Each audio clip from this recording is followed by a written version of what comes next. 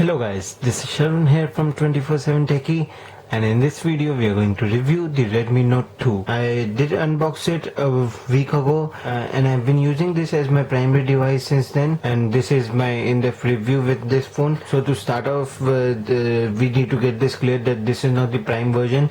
This is the second version. The base version is only 3G and this is 4G, so this is dual SIM dual 4G standby, which is clocked at 2.0 GHz. So this runs on MediaTek Helio X10 processor, which is clocked at 2.0 GHz, and the prime version is clocked at 2.2 GHz. So in this video I will be doing it like pros and cons like any other of my review. We'll start off with the pros of the phone. So it is a dual SIM dual 4G phone and it is compatible with all Indian bands. I've been testing it with both Airtel SIMs and Vodafone SIMs, and it was working nicely, and Airtel 4G was working on both the SIMs as well. And it also has a micro SD card, which is my next point as in pro. So we do have an expandable storage up to 32. I'm using 32 gigs.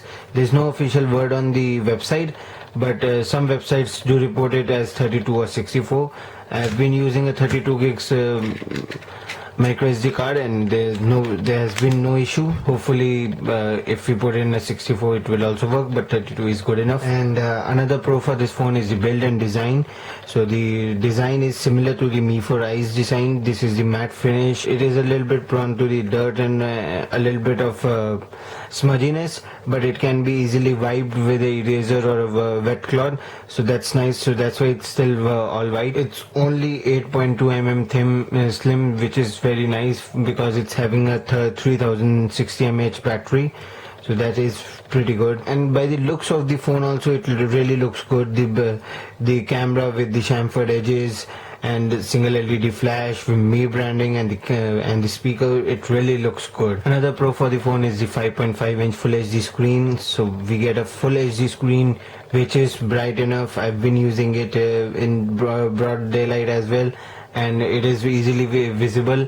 So it is a nice quality of display, and it's an IPS grade display, so the color accuracy is good. The viewing angles are pretty decent, so there's no blurriness or anything. So the 5.5-inch Full HD screen is really good. And another thing that I really liked was the 13 megapixel back camera. I did use it as my primary device, so I did shoot a lot of pictures, and as you can see it easily that it is nice for shooting. It is nice for shooting the notes and everything. That's also good. And as you can see, the exposure can be also adjusted, and the images have turned out to be good. So I did put the exposure to 0, so as you can see it is looking really good. And this is on a little bit more exposure, and this is in the HDR mode, this is in the HDR mode, and this is the normal mode. So we can see that the HDR mode, it looks a little bit much better compared to the normal one. I must say that the image clarity is really good. So the single LED flash is also good. It is not yellowish, so it does have a whitish flash. That's better than having a yellow flash. And the front camera is also decent. It does take, and it's an autofocus as well, so it detects your face as easily. And while moving also, the pics comes out to be decent. As you can see it easily, it's a nice camera, I must say that. So as you can see, it really looks good, and in the night also it's decent enough. And we can this is the difference between an when we adjust the exposure and when we don't. So it really turns out to be a good camera for a 13 megapixel for this price point. Another pro for the phone, actually not a pro for any other phone, but it's a Xiaomi device, it's a pro as it's running on Android Lollipop. Yes, it's not running on the latest Android Lollipop, it's not running on Android 5.1.1, but it is at least running on Android 5.0.2. But the MIUI 6 or 7 is so heavily skinned that we don't really notice any difference.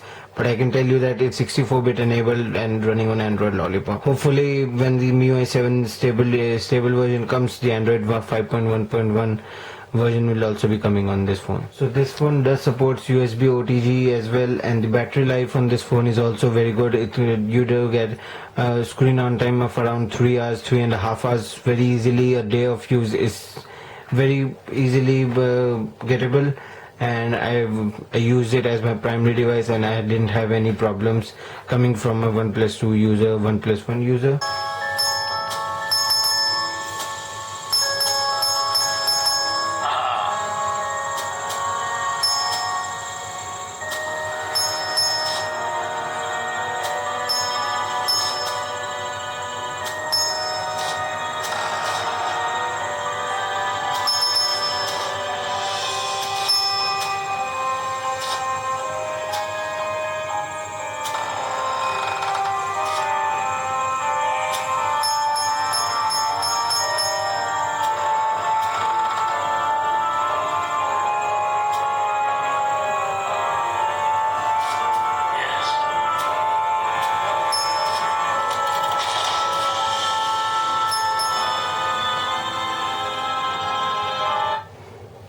So as we could see it clearly that the game was running very smoothly. There was no lag, no shutter, no frame drops, anything. So we'll move to the next game and we'll test out the Nova 3.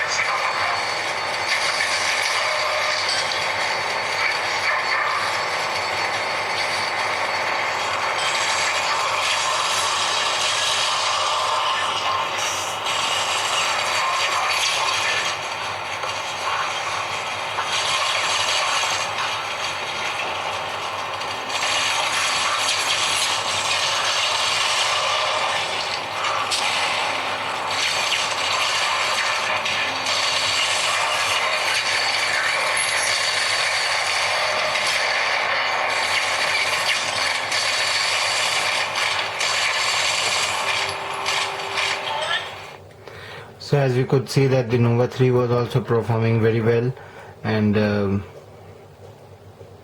I can tell you that there's no heating issues as well. So the phone is in okay temperature, so there are no warm phones or heating issues with this phone so far, and we have played a couple of high intensive games as well. So we're now playing the Mortal Kombat 5.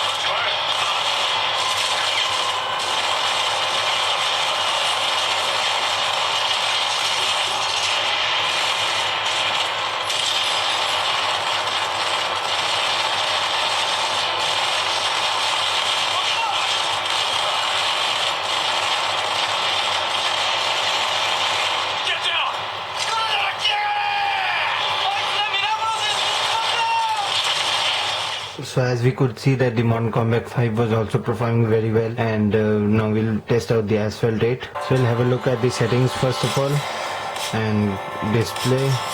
So it's on high.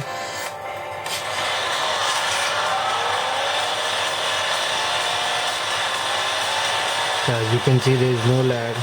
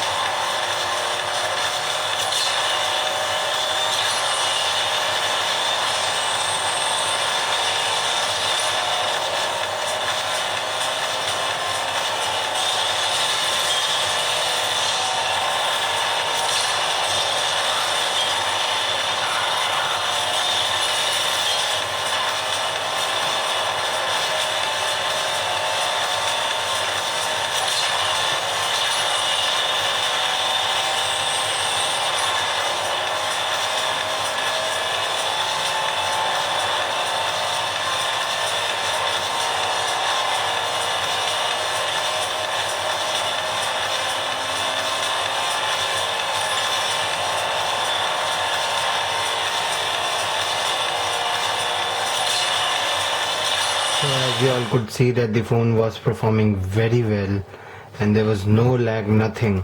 So there is some heating going on over here, and the phone is very warm right now. It's about 40-42 degrees Celsius. It's a little bit uncomfortable, but nothing very dangerous or something. But we have stretched this phone a lot. We have played 4 continuous high graphics games on this, and there was no lag, nothing. And there's some heating after the 4th game, after the asphalt rate, and nothing else. So in my point of view, in gaming department, this phone is a killer device. And this phone does not have any heating issues on day-to-day usage. I always kept the phone on the performance mode because I wanted to see if there's any heating issues, or what type of battery life we get. And the battery life was also good. The speaker quality is also good, and the audio by the headphone jack is also very good. And the idle battery drain is also very good. So there's minimal drain. I guess there was only 1% of drain from 12 hours of idle sitting. So the net was connected for full time, and it was only 1%. And I'm used to of listening music on my bike, so it's a 1 hour ride, and there was no battery drain, and there was no percentage drop in that. So I started from my place on around 98% of the battery and reached my college on 98. So that was really good. So the call clarity on the phone is decent, so there's no cost cutting in that as well. And the LED notification light is bright enough, so as you can see it clearly right now. And the IR blaster is a very good feature that they have added on this price point, and it does works with the Indian TVs and everything. And the Helio X10 processor is performing very similar to the Snapdragon 801. That's a good thing, because the 801 was one of the best processor that Snapdragon had. And we expect the 2.2 GHz processor to perform near 805. These are most of the pros of this phone. We do have some cons, not a lot, because I wasn't able to find a lot of cons, but I did find a couple of them. First of all, the phone is a little bit on the higher weight, so it is 160 grams in the weight. Yes, it's not, it doesn't feel very heavy, as the weight distribution is very good, and the RAM management on this phone isn't really very good. So as you can see, usually we have only 700 to 600 MB free, and if we compare it to Xiaomi Mi 3, it is around 900 MB. So RAM management isn't very good. It is good, but not really very great compared to other phones. And there's no NFC, no quick charge, so that's acceptable for this price point. And another con that you may that may be a deal breaker for you is that this phone may never come to India, as this is running on a MediaTek processor and Xiaomi is banned from selling MediaTek phones in India. So this phone may never come to India, or Xiaomi may have to settle the court orders first and then sell this phone in India, which is very unlikely because Redmi Note 3G never came back. So I've noticed that the MIUI 7 has a little bit of lag on this phone, not a lot but a little bit, and that's also very occasional. MIUI 6 was better running on this. So while I tested this phone a couple of days on MIUI 6 and then 3 to 4 days on MIUI 7, I preferred the MIUI 6. It was a little bit more lag free. So these were most of the pros and cons related to the device, and I must say that before this phone I thought that the Xiaomi was struggling in the market with this year. For an example, the Mi 4i wasn't a very big success, and their flagships right now haven't yet released in India, the Mi Notes or the Mi Note Pro. So I thought that the Xiaomi was losing a little bit of market, or even my trust in the brand, because I am a very big supporter of Xiaomi, OnePlus, brands like this. I thought that Xiaomi was lagging a little bit behind, but with this phone I do think that Xiaomi is back, and they have finally produced the device after long time. That I can say that it is a beast for a price, and I think that the phone is worth 15k as well. So thank you very much guys for watching this video. This was Sharon here from 24/7 Techie reviewing the Redmi Note 2. If you guys have any queries or anything you would like to ask me, do contact me through Facebook, Twitter, or even comment on the video, and I will surely get in touch with you. And guys, please do subscribe to our channel because we really need subscribers, and your one click on the red subscription button can help us a lot. So please do subscribe, and I really hope to see you in my next video. Till then, see ya.